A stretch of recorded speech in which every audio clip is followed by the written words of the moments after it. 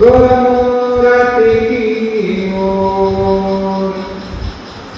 जो तू चाहे मुझको छाड़ सकल की आस, मुझे ही ऐसा होया हो सब सुख तेरे पास।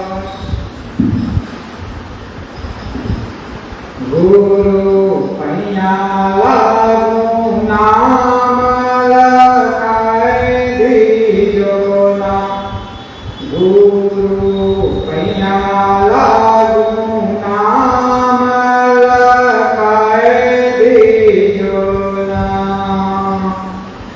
जन्म जन्म का सोयल मनवा, जन्म जन्म का सोयल मनवा। शब्दन मार जगाए दीजो ना, गुरु पैया लागू नाम लगाए दीजो ना,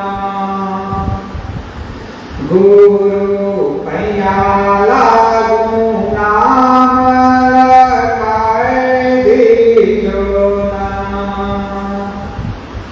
जन्म जन्म का सोयल मनवा, शब्दन मार जगाए दीजो ना, गुरु पैया लागू नाम लगाए दीजो ना। घट अंधियार नयन नहीं सूझे, घट अंधियार नयन नहीं सूझे। ज्ञान का दीप जलाए दीजो ना, गुरु पैया लागू नाम लगाए दीजो ना। घट अंधियार नयन नहीं सूझे, ज्ञान का दीप जलाए दीजो ना, गुरु पैया लागू नाम लगाए दीजो ना, गुरु पैया लागू नाम लगाए दीजो ना। गहरे नदिया अगम बहे धारवा, गहरी नदिया अगम बहे धारवा। खेय के पार लगाए दीजो ना, खेय के पार लगाए दीजो ना, गुरु पैया लागू नाम लगाए दीजो ना, गुरु पैया लागू नाम लगाए दीजो ना।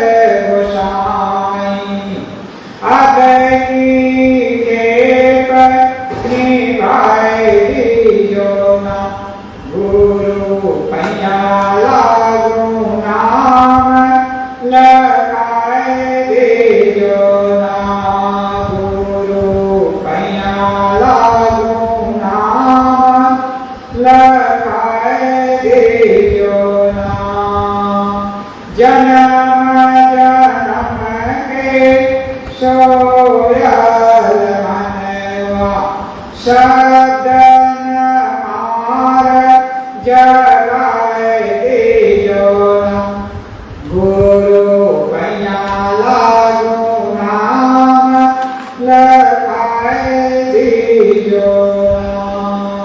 प्रेम से बोलिए सद्गुरुदेव की जय। बहुत ही सुंदर और बहुत ही मार्मिक और बहुत ही कल्याणकारी एक है। गुरु से शिष्य निवेदन करता है कि हे गुरुदेव मुझे नाम को लिखा दीजिए। कौन सा नाम? नाम तो हर आदमी का होता है। किसी का कुछ नाम होता है, किसी का राम होता है, किसी का श्याम होता है, किसी का संजय होता है, किसी का अर्जुन होता है, किसी का और कुछ नाम होता है, कृष्ण होता है। नाम तो सबका होता है और नाम तो हर वस्तु का भी होता है। हर व्यक्ति का भी नाम होता है, हर वस्तु का नाम होता है, हर प्राणी का नाम होता है।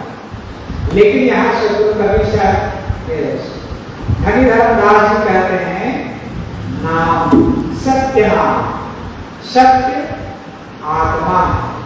उस आत्म तत्व का बोध करा दो, आत्मा का नाम रखा दो। इस प्रकार से निवेदन करते हैं। और सत्य के बोध में, राम के नाम में, आत्म स्थिति में रोड़ा है। उन चीजों को एक एक पद में, एक एक पंक्तियों में बताते हैं। जन्म जन्म का सोए हनुमा सदन मार जगाए दीजो। जन्म जन्म के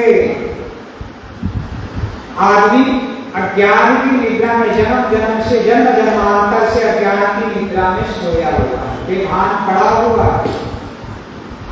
उसे कहा जाता है कि चलो सत्संग में, तो कहता है क्या करेंगे सत्संग में? सत्संग की बात तो हम भी जानते हैं, आसपास के लोगों के कान में भी आवाज जा रही है, तो कह देते हैं कि हम भी जानते हैं। इतना कहने से ही समझ में आ जाता है कि वो कुछ नहीं जानता है। उसके अंदर में बेभानी पड़ी हुई है, अज्ञान की निद्रा में पड़ा हुआ है। क्यों? गोस्वामी जी ने कह दिया है मोह निशा सब सोवर हारा देखे स्वप्न अनेक प्रकारा। मोह की निद्रा में, अज्ञान की निद्रा में बेभान होकर के सभी जीव पड़े हुए हैं, सोए हुए हैं। जागा तो वही होता है यही जब जागन जागे योगी परमारथ प्रपंच दियो। स्वामी जी भी जब सत्संग की बात करते हैं, ज्ञान की बात करते हैं, तो मानो कबीर साहब जैसे ही बोलते हैं। कबीर साहब के ज्ञान और गोस्वामी जी के ज्ञान में कोई अंतर नहीं रह जाता है। जब सत्संग की बात करते हैं, आत्मबोध की बात करते हैं, तो दोनों में एकता हो जाती है। कितनी साम्य दोनों। कहते हैं मोह निशा सब सोया, संसार के सभी प्राणी मोह की निद्रा में सोए हुए हैं। जो मोह में पड़ा हुआ है, अज्ञान में पड़ा हुआ है, जानता तो सब कुछ है लेकिन वो सोया हुआ है। अज्ञान की निद्रा में सोया हुआ होता है, उसके ज्ञान धन की चोरी हो जाती है। ऐसे एक उदाहरण से समझ। एक बार की बात है, घर में चोर घुस गया। चोर घुसा, पति पत्नी को की नींद अभी लगी हुई नहीं थी, नींद बिस्तर में पड़े हुए थे, कुछ बात कर रहे थे किसी काम के सिलसिले में।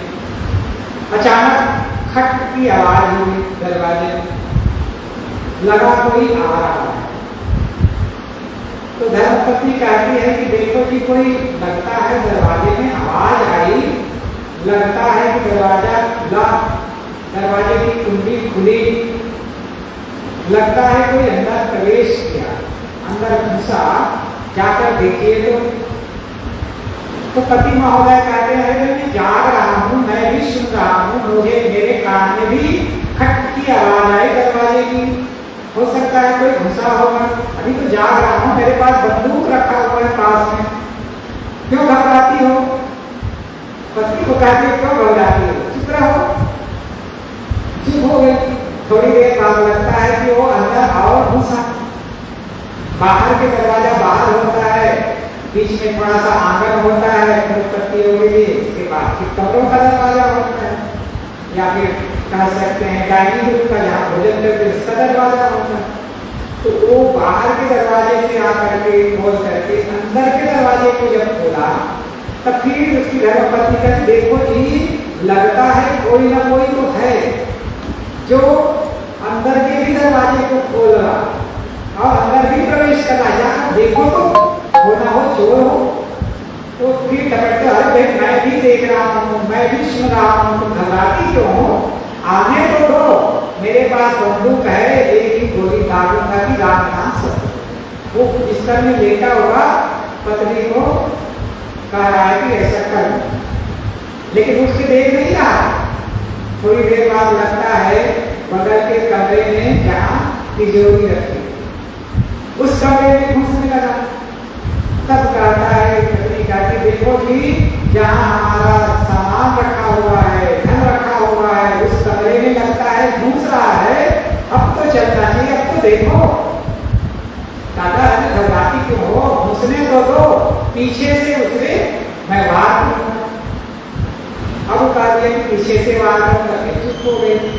अब वो देखता है कि अंदर घुस करके तिजोरी का ताला तोड़ रहा है, खट की आवाज हुई थोड़ी।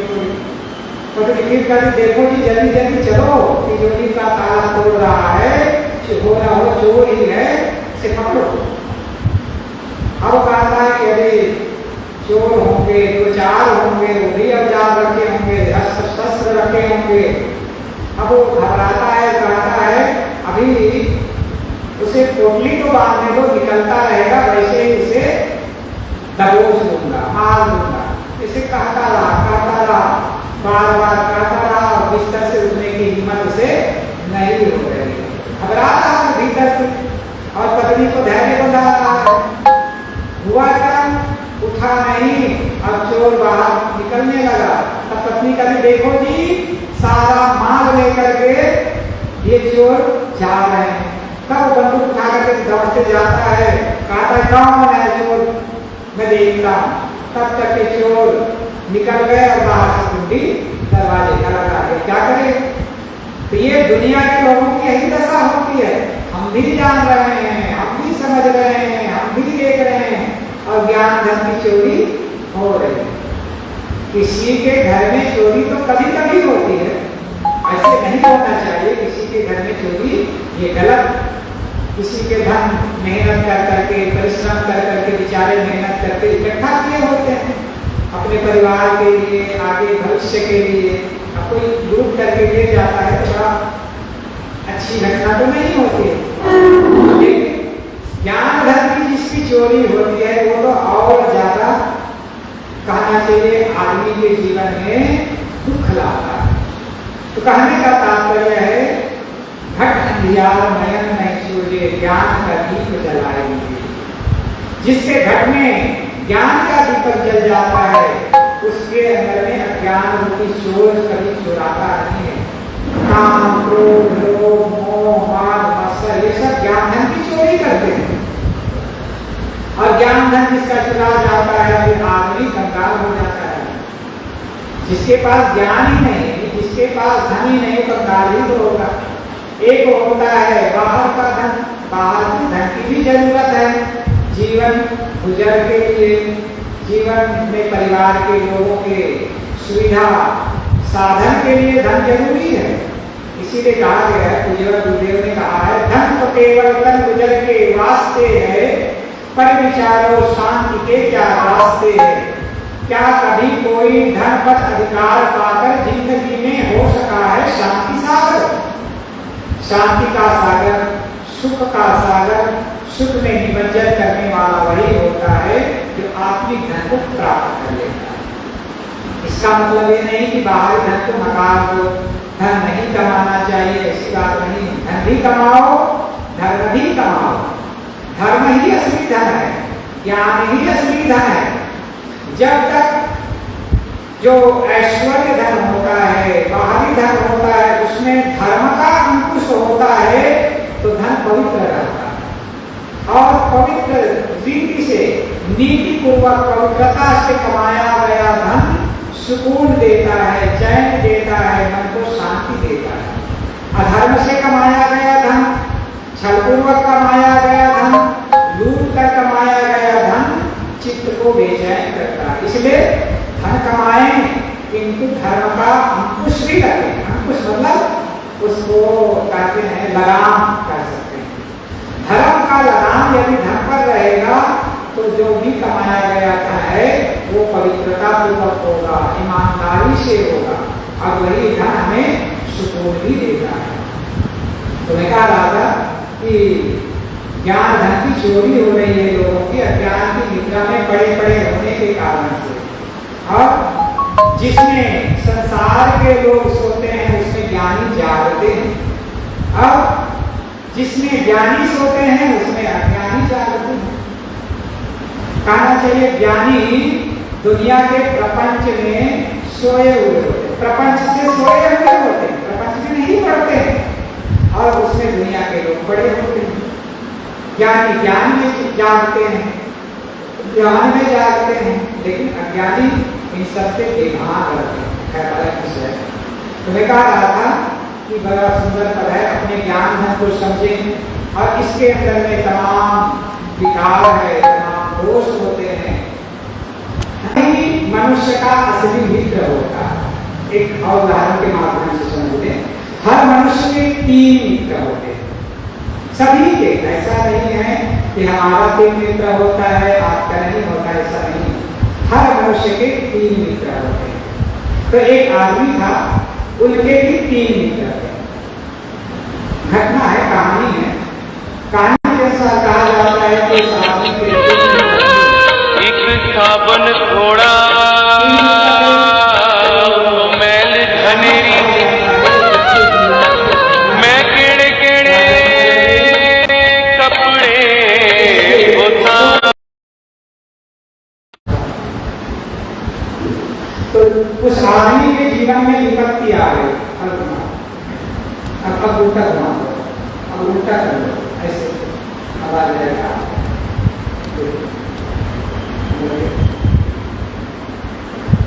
तो उस आदमी के 3 मित्र थे। उसके जीवन में विपत्ति आ गई। विपत्ति आ गई तो उसने सोचा कि मैं तो किसी के गलत कर्मों में प्रवृत्त नहीं हुआ, किसी की हत्या नहीं किया, लेकिन मुझे फंसा दिया गया है। वो अपने मित्र के पास दौड़े दौड़े गए। होता है आजकल, दूसरा कुछ करता है, दूसरे का नाम लगा देता है। ठीक वो सज्जन आदमी था, उसको फंसाने के उद्देश्य से उसके दरवाजे में कोई मर्डर करके डाल दिया। जब उठा, पहली नजर उसी की पड़ी और उसने सूचना दिया। लोगों ने कहा यही किया है, अब फंसा दिया। अब दौड़े दौड़े अपने पहले मित्र के पास गए।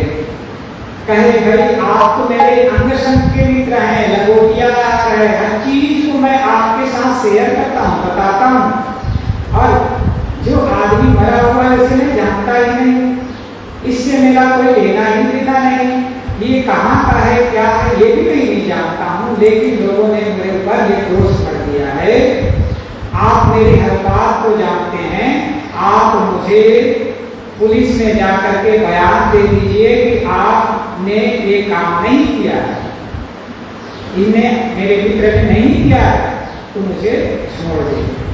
कोर्ट में बात चली गई, कुछ दिन हुआ तो कहा कि गवाही देना है।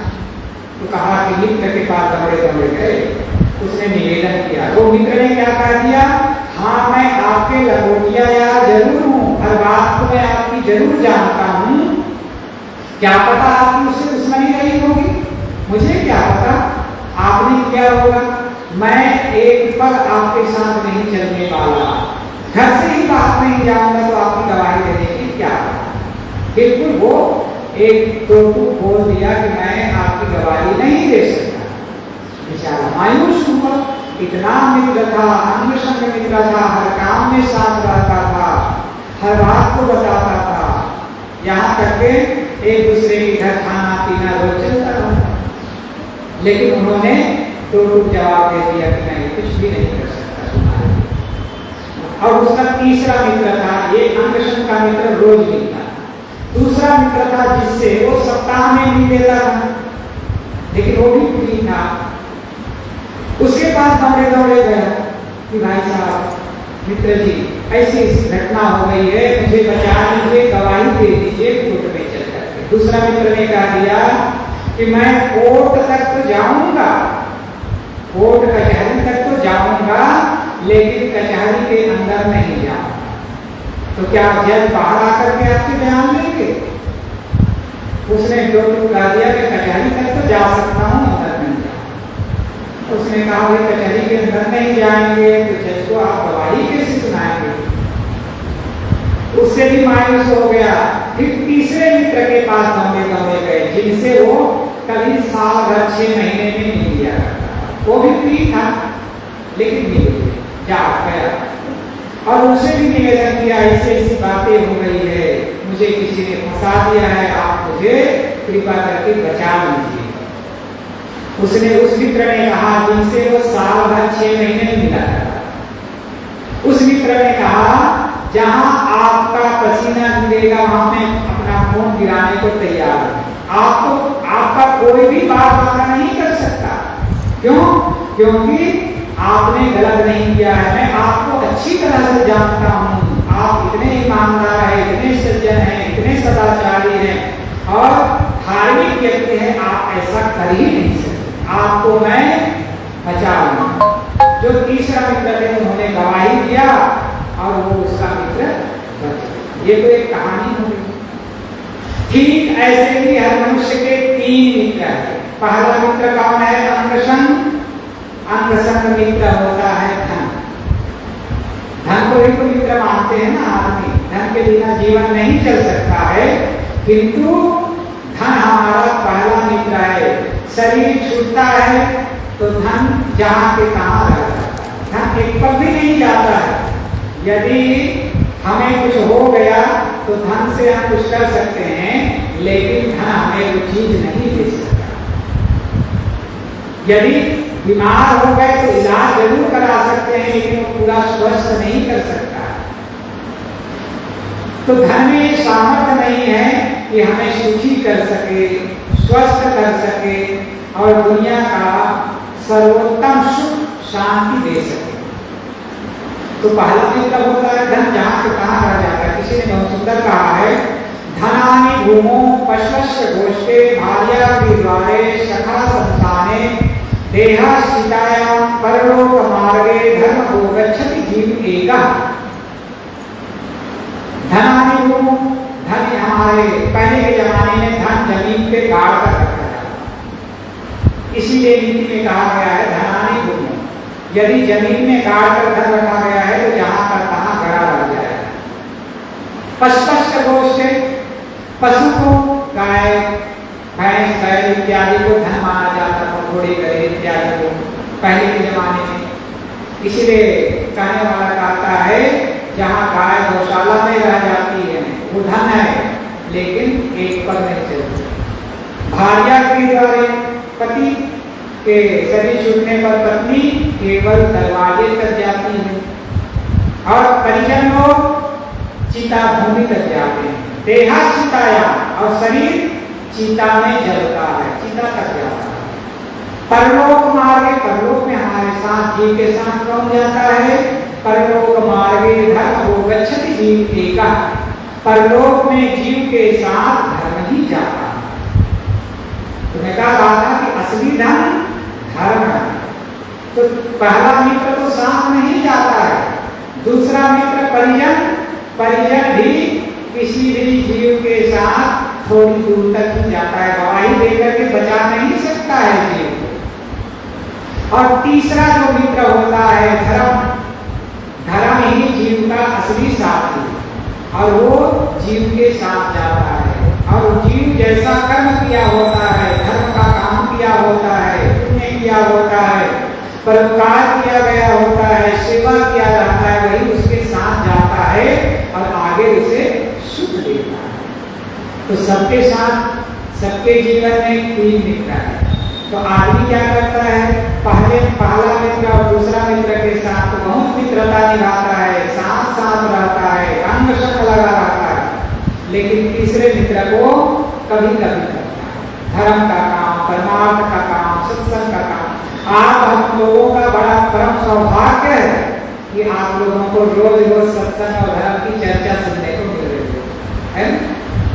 सौभाग्यशाली वही होता है जो रात दिन धर्म में प्रवृत्त होता है, अर्थात उसकी पूंजी ज्यादा इकट्ठी हो रही है। इसीलिए किसी ने बहुत सुंदर गाया है, संग चले सो धन है संतों, छूट जाए सो माया, करो तैयारी ऐसे धन की आगे हो सहाया, संतों आगे हो सहाया। संग चले सो धन है संतों, छूट जाए सो माया। संग में जाता है वही असली धन, छूटने वाली तो माया है। जिसे हम धन कहते हैं वो तो यही के यही छूट जाता है। संतो आवे जाए सो माया। अभी साहब ने और भी कहा है, जो आने वाला है, जाने वाला है, वो माया है। माया कभी स्थिर नहीं होती है, इसीलिए लक्ष्मी कहा जाता है। माया को लक्ष्मी भी कहा जाता है, और लक्ष्मी हमेशा चंचल होती है, एक जगह स्थिर नहीं रहती है। इसीलिए लक्ष्मी का जब चित्र बनाया जाता है तो खड़ा हुआ चित्र बनता है। सरस्वती का चित्र बनाया जाता है तो बैठे हुए बनाया जाता है। किसमें बैठे हुए बनाया जाता है सरस्वती का चित्र? चल कमल फूल पे बना दिया जाता है, कोई और हंस में भी बना दिया जाता है, लेकिन बैठे हुए मुद्रा में बनाया जाता है। सरस्वती का चित्र बैठे हुए मुद्रा में, और दुर्गा का चित्र यदि बनाते हैं, मूर्ति बनाते हैं, तो बैठी हुई मुद्रा में बनाते हैं प्रायः। लेकिन जब लक्ष्मी का चित्र बनाया जाता है तो कभी भी बैठे हुए मुद्रा में नहीं बनाया जाता है, वो खड़े हुए मुद्रा में बनाते हैं, मानो अभी चल रहे। तो लक्ष्मी का मतलब ही होता है चंचला। आप समझ सकते हैं, जितना धन कमाते हैं इस हाथ से कमाते हैं, दूसरे दिन इस हाथ से कहीं और चला जाता है, क्योंकि हमेशा धन चंचल होता है, वो माया है।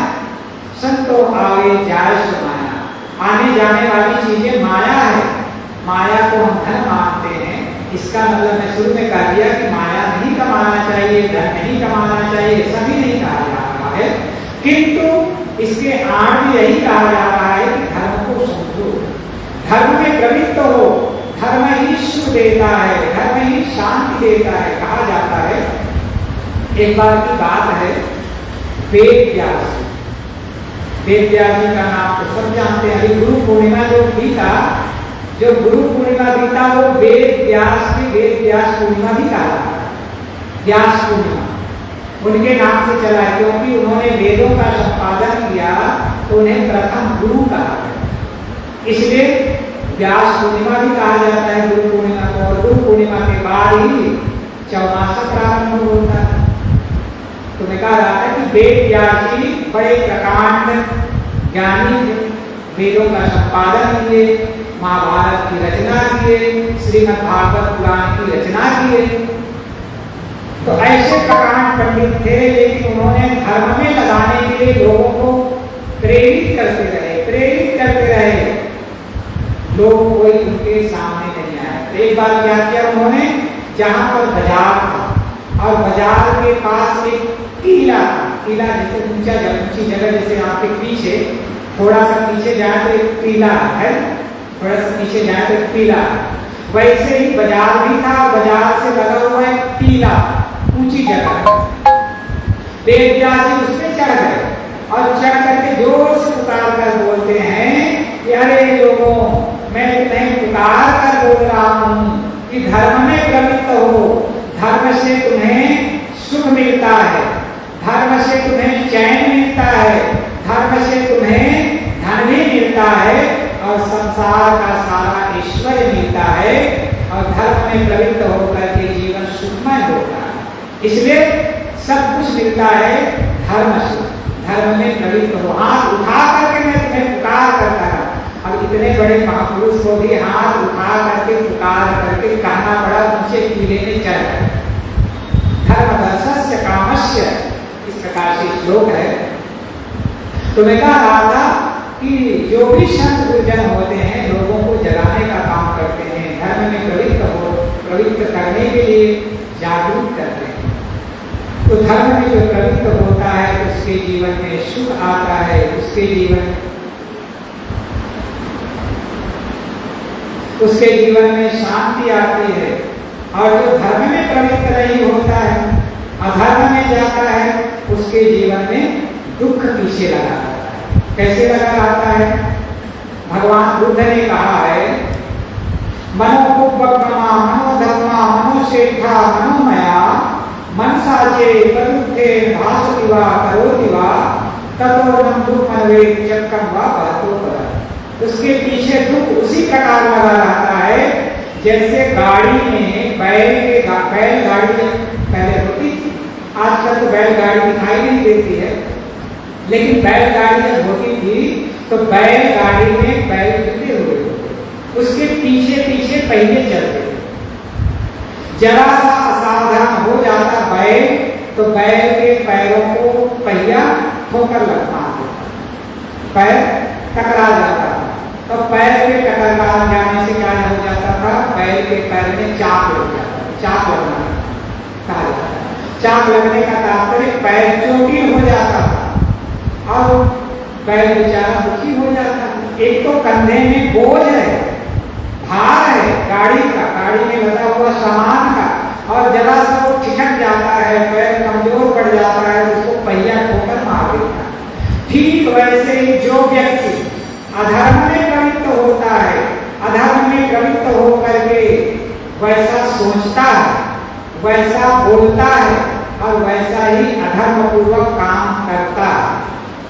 तो जैसे बैल में जुटे हुए बैल को के पीछे पीछे पहिए लगे रहते हैं, उसे ठोकर मारता है, कंधों में भार देता है, ठीक वैसे ही उस मनुष्य के पीछे पीछे दुख लगा रहता है। इसलिए अधर्म में जो प्रवृत्त होता है, वैसे वर्तमान में तो लगता है कि जो अधर्म का काम करता है वो बहुत माल कमाता है, बहुत सुखी हो जाता है, बड़ी बड़ी बिल्डिंगें बना लेता है और एक एक दो फैक्ट्री का मालिक हो गया, बड़ी बड़ी लंबी लंबी करोड़ों की गाड़ियों में चल रहा है। ऐसे लगता है बहुत सुखी होगा, बहुत संपन्न होगा, बड़ा आनंद से जीता होगा, ऐसा लगता जरूर है। किंतु उनके पास बैठ करके उनके मन को उड़ेलो, उनकी मन की भावनाओं को परखो, समझो, तो लगता है कि इसके समान दुखी कोई नहीं। क्योंकि जब गलत कर्म करता है उसका संस्कार तो पीछे बना ही रहता है, दुख तो पीछे लगा रहता है, किंतु जो धर्म का काम करता है उसके पीछे क्या लगा रहता है? तो भगवान बुद्ध दूसरी गाथा करते हैं, मनोपुपक्रमा मनोधर्मा मनोशेखा मनोमया मनसा चे प्रसन्ने भासति वा करोति वा ततो न सुखमनवेति छाया वा अनुपायेति। जो प्रसन्नता और धर्म पूर्वक बोलता है, धर्म पूर्वक सोचता है और धर्म पूर्वक काम करता है, कार्य करता है, व्यवहार करता है, जीवन व्यवहार करता है, उसके पीछे क्या लगा रहता है? उसके पीछे पीछे छाया लगी। छाया किसी भी वस्तु की छाया बनती है प्रकाश के विपरीत दिशा में। जैसे पीछे लाइट चल रही है तो हमारी छाया आगे बनेगी, आगे की ओर लाइट होगी तो मेरी छाया पीछे बनेगी। तो जिधर प्रकाश होता है उसके विपरीत दिशा में किसी भी वस्तु या प्राणी का भी छाया बनती है। अब मेरी छाया बनेगी तो जैसे जैसे मैं चलूंगा छाया पीछे पीछे चलेगी कि आगे आगे चलेगी? छाया पीछे पीछे चलेगी। अब छाया दुख देती है कि भाग देता है? छाया ना दुख देता है ना भाग देता है, बल्कि छाया जिस पर पड़ जाता है उसको शीतलता देती है। तो जो प्रसन्नता पूर्वक धर्म पूर्वक बोलता है, धर्म पूर्वक काम करता है, धर्म पूर्वक सोचता है, ठीक उसके पीछे सुख और शांति छाया के समान पीछे पीछे चलता है और उसे भार नहीं देता है, उसे शीतलता देता है, शांति देता है, सुकून देता है। फिर भी आज इंसान अधर्म में प्रवृत्त होकर के अधर्म में चलना चाहता है। अधर्म में प्रवृत्त होकर के अधर्म में जीवन जीना चाहता है, धर्म को छोड़ करके अधर्म से दुख ही मिलता है, दुख के अलावा कुछ नहीं मिलता है। फिर भी आदमी व्यामोह में पड़ करके, कामनाबद्ध होकर के, लोभ में पड़ करके, तृष्णा में पड़ करके न जाने क्या क्या करता है। तो मैं कह रहा था मनुष्य के लिए असली मित्र धर्म है, और धर्म ही शांति है, धर्म ही धन है, धर्म से शांति मिल सकती है, धर्म से ही सुख मिल सकता है। इसलिए धर्म में प्रवृत्त होकर के जिए तो हमारा जीवन सुखमय और शांतिमय हो जाएगा।